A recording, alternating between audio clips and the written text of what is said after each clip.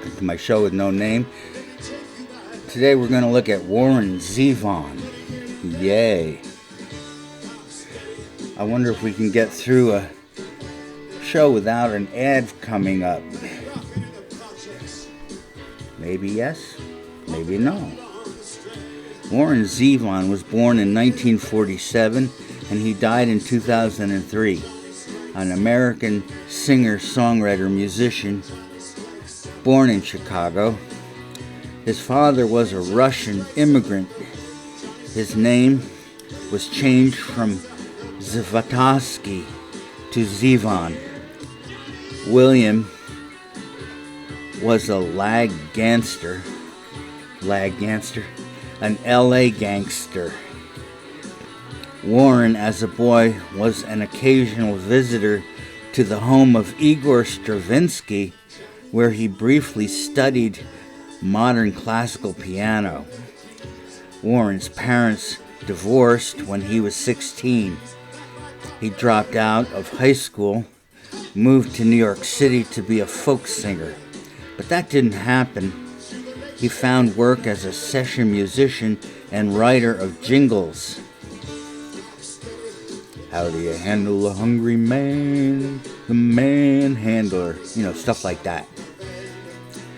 During the 70s, he toured with the Everly Brothers as a keyboardist. He also toured with Don and Phil separately when they stopped being a duo. Zevon played keyboards on Phil Everly's first and third solo albums and has co-writing credits on 2 and 3. A Zevon song, Carmelita, was recorded by Murray McLaughlin in 1972. Zevon was broke when he moved to Spain in 1975. He lived and played in the Dubliner Bar, a small tavern near Barcelona, and owned by Dave Lindell, who co-wrote Roland the Headless Thompson Gunner.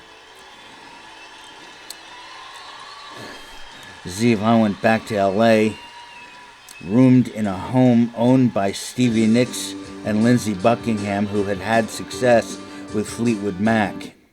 Oh, there's an ad. Yeah, so I'll try to continue. There you go. Yeah, I can't really do two things at once. It's true. Okay. Yeah, so he's living with Stevie Nicks and Lindsey Buckingham. Not, living with, just in their home. I'm sure it's a big house, a lot of rooms. He collaborated with Jackson Browne, who produced Zevon's self-titled major label debut. Buckingham Nicks, Mick Fleetwood, John McVie, the Eagles, Carl Wilson, Linda Ronstadt, and Bonnie Raitt were all contributors. Linda Ronstadt would go on to record a bunch of Zevon's songs. The album went to number 189 in the US. It should have gone much higher. In 1978, he released Excitable Boy, produced by Jackson Browne and Waddy Wachtel. Lawyers, Guns and Money used deadpan humor. Werewolves of London featured John McVie and Mick Fleetwood. And that went to number 21. It was a macabre light masterpiece. Macabre, like that word. Because, his hair was perfect. His follow-up was Bad Luck Streak in Dancing School, and Zevon's cover of Ernie K. Doe's A Certain Girl reached number 57. You know that. There's a certain girl I've been in love with a long, long time. What's her name? I can't tell you. Cool song. Linda Ronstadt appeared on Empty-Handed Heart. He still couldn't reveal her name until he gets her. What's her name? I can't tell you.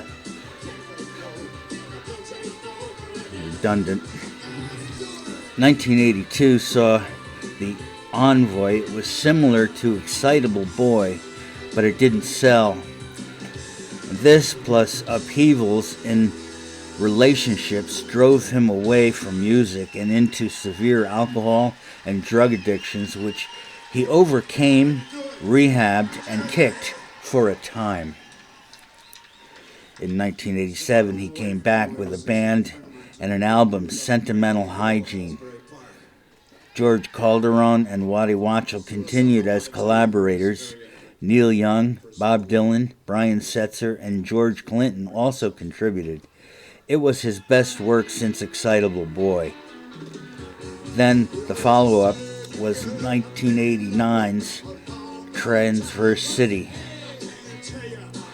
a futuristic concept album inspired by cyberpunk sci-fi writer William Gibson. Guests included Richie Hayward, Jack Cassidy, Chick Corea, David Lindley, Jerry Garcia, Jorma Kaukonen, David Gilmour, Neil Young, and Waddy Wachtel.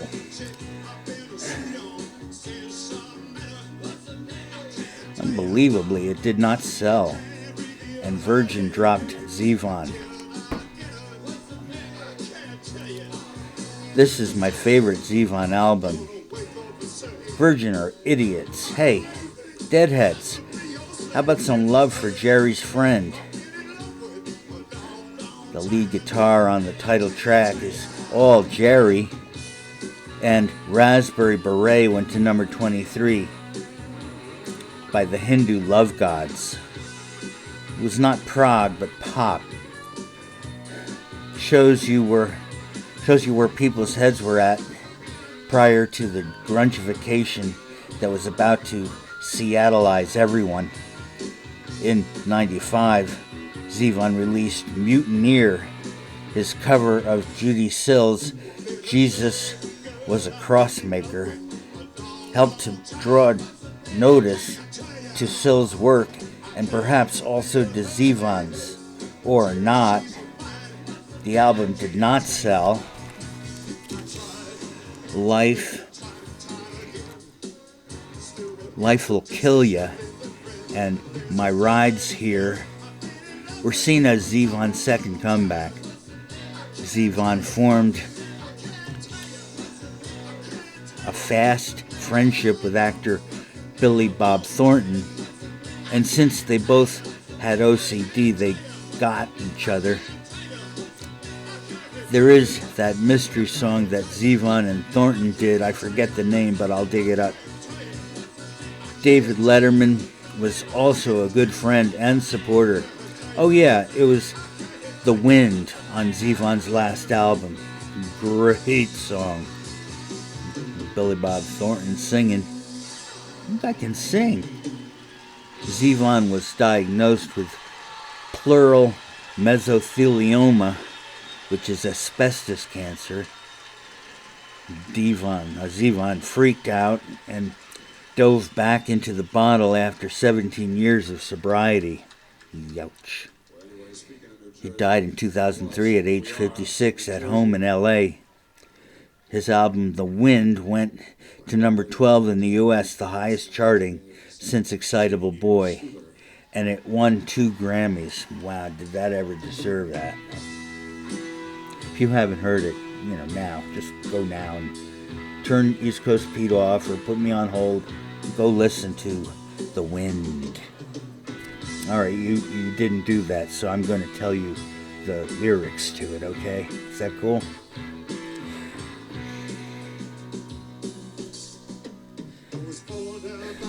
See, you should have enjoyed every sandwich, because one day there won't be any mustard or mayonnaise. The wind is laughing through the trees, laughing with me, not at me. Round here, when the wind blows hard, you start forgetting who you are. Round here, when it rains, it pours. Even the bobolink goes indoors. You'll be forgotten, but you won't forget. Come along with me. You'll just get wet. Arizona's so hot and dry. Drift up rivers and mountain rise, my old car's left to rest and rust. Come down with me, says the dust. Out here on a stormy night, amidst the clouds and crackling light, times of foe and times of friend, come along with me, says the wind.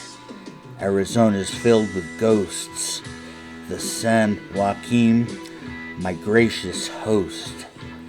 Through the rain, the wind, and dust, to the arms of Jesus. Warren Zevon, I salute you.